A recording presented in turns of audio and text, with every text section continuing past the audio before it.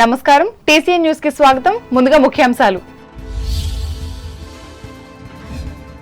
భీమవరం, పాలకొల్లు నియోజకవర్గాల్లో కాటన్ కు నివాళులర్పించిన నాయకులు, రైతులు. పాల్గొన్న ఎమ్మెల్యే డాక్టర్ రామానాయుడు. తణుకులో ఘనంగా కాటన్ జయంతోత్సవం. విగ్రహానికి పూలమాలలు వేసి నివాళులర్పించిన ప్రజా వైద్యులు తాతిన. పటిష్టవంతమైన కుటుంబ వ్యవస్థ ద్వారానే మేలైన సమాజం. దినోత్సవ సభలో స్పష్టం చేసిన తణుకు మున్సిపల్ మాజీ చైర్పర్సన్ డాక్టర్ రేణుక. కొత్తపేటలో మాజీ ఎమ్మెల్యే సత్యానందరావు జన్మదిన వేడుకలు నిర్వహించిన తెలుగుదేశం శ్రేణులు. సేవలందించిన కుటుంబ సభ్యులు.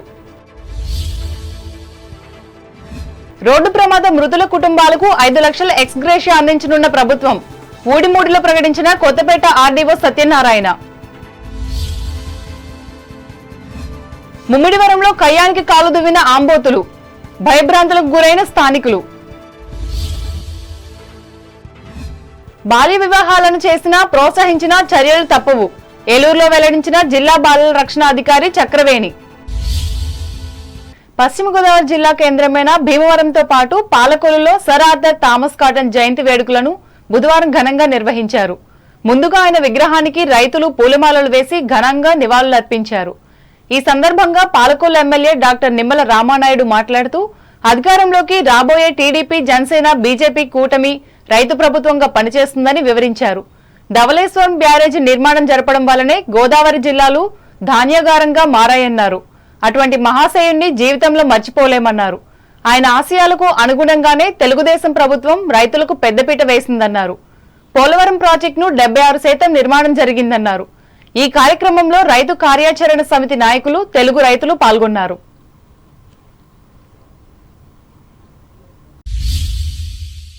గోదావరి ఆనకట్ట నిర్మాణం పూర్తి చేసి అపర భగీరథుడుగా ప్రజల హృదయాల్లో చిరస్థాయిగా నిలిచిన సర్ ఆర్థర్ కాటన్ జయంతిని తణుకు ప్రాంతానికి చెందిన రైతు సోదరులు, వివిధ ప్రజా సంస్థలు అత్యంత భక్తి శ్రద్ధలతో నిర్వహించారు. ఈ సందర్భంగా టీసీఎన్ ప్రత్యేక కథనాన్ని అందిస్తోంది. ఆంధ్రప్రదేశ్ ను అన్నపూర్ణగా తీర్చిదిద్దిన కాటన్ ఇంగ్లాండ్ దేశంలో 1803 మే 15వ తేదీన హెన్రీ కాలేలీ కాటన్ దంపతులకు 10వ సంతానంగా జన్మించారు. 1821లో సౌత్ ఇండియాలో మద్రాస్ చీఫ్ ఇంజనీర్ ఆఫీస్లో ఉద్యోగ బాధ్యతలు చేపట్టిన ఆర్థర్ కాటన్ 1844లో రాజమండ్రి దగ్గర ఉన్న గోదావరి నదిపై 4 పాయలుగా ఆనకట్ట నిర్మాణమే శరణ్యమని ఆయన గుర్తించారు. దాంతో 12 లక్షల వ్యయంతో బ్రిటిష్ ప్రభుత్వానికి అంచనా ప్రతిపాదన పంపగా వారు తిరస్కరించారు. ఈ ప్రాంత ప్రజల దుస్థితిని స్పష్టంగా అర్థం చేసుకున్న కాటన్ మరోసారి ప్రభుత్వం వద్దకు వెళ్లి ఉన్నతాధికారులను ఒప్పించి అనుమతి తీసుకొచ్చారు. 1847 నుండి ఎన్నో కష్టనష్టాలు కోర్చి గోదావరి ఆనకట్ట నిర్మాణ పనులు ప్రారంభించారు. ఆయన చేసిన కృషితో 1882లో ఈ పనులను పూర్తి చేసి అపర భగీరథునిగా పేరు పొందారు. ఈ మహనీయుడు చేసిన కృషి ఫలితంగా గోదావరి జిల్లాలు సస్యశ్యామలమయ్యాయి. సాగునీటి కొరత తీరి పంటలు సమృద్ధిగా పండడంతో ఈ ప్రాంతాలు ఆర్థిక అభివృద్ధిని సాధించగలిగాయి. ఇందుకు కారకుడైన సర్ ఆర్థర్ కాటన్ ను అన్నం పెట్టిన అన్నదాతగా, ఆదర్శ ఇంజనీర్ గా భావిస్తూ ప్రతి ఏటా ఆయన జయంతులను పెద్ద ఎత్తున నిర్వహించి కృతజ్ఞతలు తెలుపుకోవడం ఆనవాయితీగా వస్తున్నది. ముఖ్యంగా ప్రతి పల్లెలోనూ కాటన్ విగ్రహాలను నిర్మించి ఆయనపై భక్తిని చాటుకున్నారు.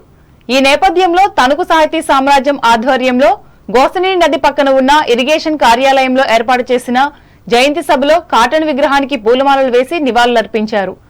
ఈ సందర్భంగా పట్టణ ప్రముఖులు, ప్రజా వైద్యులు తాతిన రామబ్రహ్మం ముఖ్య అతిథిగా పాల్గొని మాట్లాడారు. అనంతరం నీటిపారుదల శాఖ అసిస్టెంట్ ఎగ్జిక్యూటివ్ ఇంజనీర్ నల్లజర్ల బాలమురళీకృష్ణను సంస్థ అధ్యక్షులు తాడినాడ భాస్కర్రావు సన్మానించారు.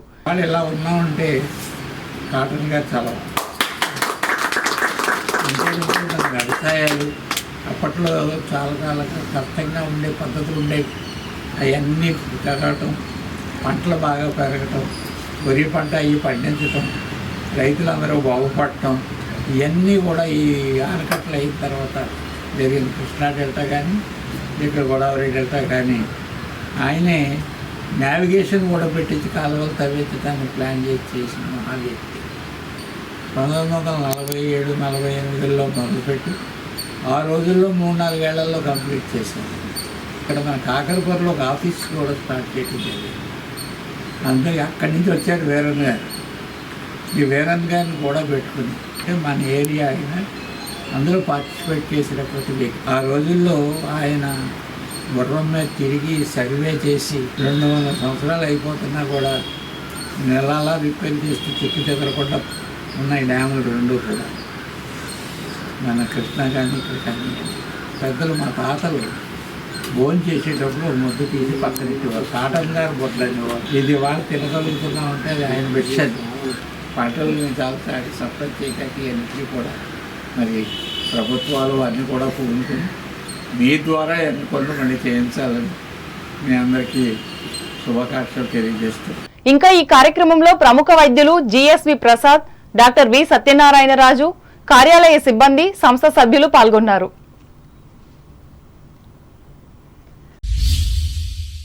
అంతర్జాతీయ కుటుంబ దినోత్సవాన్ని తణుకులో బుధవారం ఘనంగా నిర్వహించుకున్నారు. ఈ మేరకు టీసీఎన్ ప్రత్యేక కథనాన్ని అందిస్తోంది. మనిషి సంఘజీవిగా ఎదగడానికి ఊతమిచ్చే మొట్టమొదటి సామాజిక సంస్థ కుటుంబం. కొన్నేళ్లుగా కుటుంబ వ్యవస్థ బలహీనపడుతోంది. ప్రపంచవ్యాప్తంగా కుటుంబాల ప్రాముఖ్యాన్ని, ఆ వ్యవస్థలో వస్తున్న మార్పులను తెలియచేయడానికి ఐక్యరాజ్య సమితి 1993 మే 15న అంతర్జాతీయ కుటుంబ దినోత్సవానికి శ్రీకారం చుట్టింది. ప్రపంచీకరణ నేపథ్యంలో అన్ని దేశాల కుటుంబ వ్యవస్థలో అనేక మార్పులు చోటు చేసుకున్నాయి. దీని ప్రభావంతో పట్టణీకరణ, పారిశ్రామికీకరణ ఊపందుకున్నాయి. సాంకేతిక రంగం విస్తరించింది. విద్య, ఉద్యోగ అవకాశాలు మెరుగయ్యాయి. ప్రజల జీవన ముఖ చిత్రం మారింది. కుటుంబాల్లో సామాజిక బంధాల కన్నా ఆర్థిక బంధాలకు ప్రాధాన్యతనిచ్చే తత్వం పెరిగింది. ఉపాధి నిమిత్తం జరిగే వలసలు కుటుంబ వ్యవస్థను చిన్నాభిన్నం చేశాయి. సమిష్టి కుటుంబాలు చిన్న కుటుంబాలుగా మార్పు చెందాయి. ఫలితంగా సంబంధాలు మరింత బలహీనపడ్డాయి. పిల్లలు ప్రేమానురాగాలకు, వృద్ధులు ఆలనాపాలనకు దూరమవుతున్నారు. చైల్డ్ కేర్ కేంద్రాలకు, వృద్ధాశ్రయాలకు గిరాకీ పెరిగింది. ప్రస్తుతం ప్రపంచవ్యాప్తంగా 65% కుటుంబాల్లోనే దంపతులు పిల్లలతో లేదా ఉమ్మడి కుటుంబం కింద జీవిస్తున్నారని ఐక్యరాజ్య సమితి పేర్కొంది. దీంతో వృద్ధుల సామాజిక భద్రత సమస్యగా మారిందని హెచ్చరించింది. భిన్నత్వంలో ఏకత్వ సూత్రాన్ని చాటుతున్న భారతదేశం ఉమ్మడి కుటుంబ వ్యవస్థకు పుట్టినిల్లు. భారతీయ సంస్కృతి, సంప్రదాయాలకు, నాగరికత పురోగతికి మన ఉమ్మడి కుటుంబ వ్యవస్థే పునాది. దీనిని పరిరక్షించుకునేందుకు ప్రతి ఒక్కరూ ప్రయత్నించాల్సిన తరుణం ఆసన్నమైంది. ప్రపంచవ్యాప్తంగా ఎన్ని మార్పులు వచ్చినా భారత్లో కుటుంబాలు అనాదిగా మన పూర్వీకుల సంస్కృతి, సంప్రదాయాలు, ఆచారాలు, పద్ధతులను భవిష్యత్ తరాలకు అందజేసే వారసత్వ కేంద్రాలుగా తమ ఉనికిని నేటికి కొనసాగిస్తున్నాయి. ఈ సందర్భంగా తణుకు పట్టణ పరిధిలోని పెరవలి రోడ్డులో ఉన్న కోగంటి అపార్ట్మెంట్ కు చెందిన మహిళలు ఈ దినోత్సవాన్ని నిర్వహించి కుటుంబ వ్యవస్థకున్న గొప్పతనాన్ని చర్చించుకున్నారు. ఇందులో భాగంగా ముఖ్య అతిథిగా హాజరైన మున్సిపల్ మాజీ చైర్పర్సన్ డాక్టర్ ముల్లపూడి రేణుక మాట్లాడుతూ, మన దేశాన్ని ఏకదాటిగా నడిపించి ప్రపంచ దేశాలకే ఆదర్శంగా ఉన్న ఉమ్మడి కుటుంబ వ్యవస్థ సన్నగిల్లడం వల్ల సమస్యలు పెరిగాయని చెప్పారు. సమాజానికి మంచి ఫలితాలిచ్చిన కుటుంబ వ్యవస్థను పరిరక్షించుకోవాల్సిన బాధ్యత అందరిపై ఉందన్నారు. అనంతరం ఈమెను సత్కరించారు. చర్చ జరుగుతూ ఉంటే ఇప్పుడు తగ్గిపోతుంది. ఒకప్పుడు మనందరికీ తెలుసు ఉమ్మడి కుటుంబం మనకి ఏదన్నా మంచైనా చెడైనా, ఒక సంతోషమైన, కష్టమైన, నష్టమైన అది ఎవరితో షేర్ చేసుకోవాలి? మన దగ్గర అయితే అమ్మ, నాన్న, అక్క, చెల్లి, ఓల్డ్ అంతమంది ఉంటారు. మనకు వచ్చినప్పుడు ఇబ్బంది వచ్చినప్పుడు మనం వాళ్ళకి చెప్పుకుంటానికి, కష్టం వచ్చినప్పుడు వింటేనే మనకి సగం రిలీఫ్ వస్తుంది.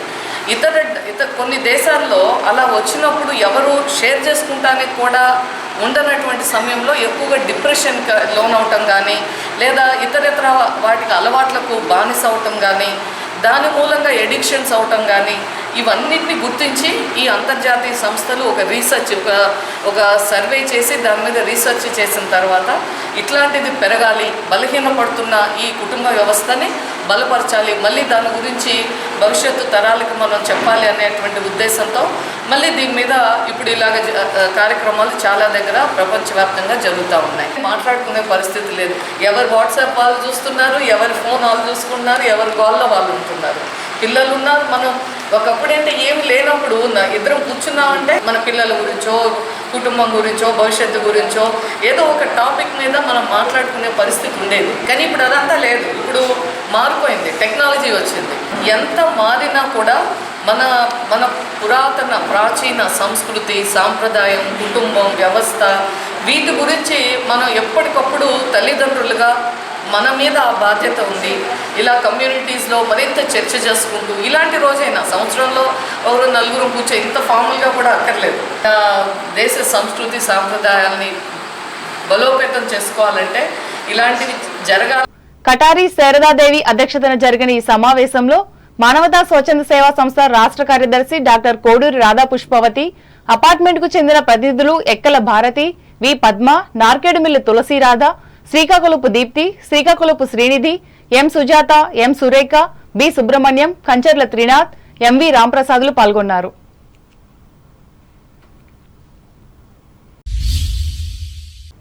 తాడేపల్లిగూడెం నియోజకవర్గ పరిధిలోని అల్లంపురం గ్రామంలో వెంకటరమణ సేవా చారిటబుల్ ట్రస్ట్ ఆధ్వర్యంలో నెలకొల్పబడిన ఉచిత హాస్పిటల్లో నిర్వహిస్తున్న వైద్య సేవల్లో భాగంగా గురువారం రాజానగరంకు చెందిన జిఎస్ఎల్ హాస్పిటల్ వైద్యులచే ఉదయం 9 గంటల నుంచి సాయంత్రం వరకు ఉచిత వైద్య సేవలందించనున్నట్లు ఆసుపత్రి వ్యవస్థాపకులు కలిదిండి కృష్ణంరాజు బుధవారం ఒక ప్రకటనలో తెలిపారు.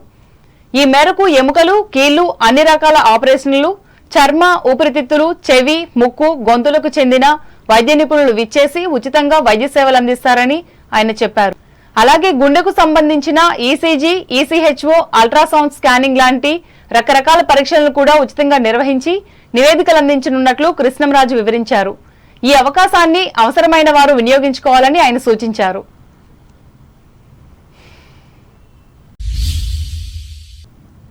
ఇప్పుడు వాణిజ్య ప్రకటనలు.